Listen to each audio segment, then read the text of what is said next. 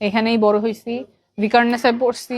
এবার ত্রয়োদশ জাতীয় সংসদের সংরক্ষিত নারী আসনের মনোনয়ন নিয়ে মন্তব্য করেছেন ঢাকা ৯ আসনের স্বতন্ত্র প্রার্থী ডাক্তার তাসনিম জারা। মঙ্গলবার তিনি নিজের ভেরিফাইড ফেসবুক পেজে লিখেছেন, যিনি জনগণের ভোটে সংসদে যান তিনি ভোটারদের কাছে জবাবদিহি করেন, যিনি দলীয় মনোনয়নে সংসদে যান তার কোনো নির্বাচনী এলাকা থাকে না। সংরক্ষিত নারী আসন পূরণ হওয়া উচিত জনগণের সরাসরি ভোটে, দলীয় মনোনয়নে নয়। জারার এমন পোস্টের পর শোরগোল পড়ে যায় নেট দুনিয়ায়, সাথে তার নিজের মনোনয়নের বিষয়টিও সমানভাবে সামনে আসে। এ বিষয়ে যারা লিখেছেন অনেকেই দুঃখ প্রকাশ করে সহানুভূতি জানিয়ে লিখেছেন, আমি কেন সংসদে থাকছি না, সংরক্ষিত আসনে যাওয়ার জন্য আমাকে প্রস্তাব দেওয়া হয়েছিল, আমি কৃতজ্ঞতার সঙ্গে তা ফিরিয়ে দিয়েছি।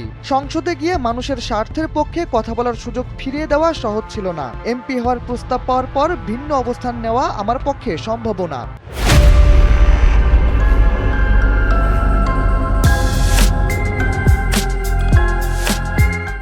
সংরক্ষিত নারী আসনের মনোনয়ন নিয়ে যারা আরও লিখেছেন, আজ যারা সংসদে যাচ্ছেন তাদের অনেকেই যোগ্য মানুষ, আমি সফলতা কামনা করি। মানুষ যার কাছে জবাবদিহি করে শেষ পর্যন্ত তার স্বার্থই রক্ষা পায়। আমি যদি কখনো সংসদে যাই ভোটারদের ভোটেই যাব, সংসদের বাইরে থেকেও সমাজের জন্য কাজ করা সম্ভব, আমি সেটাই চালিয়ে যাব।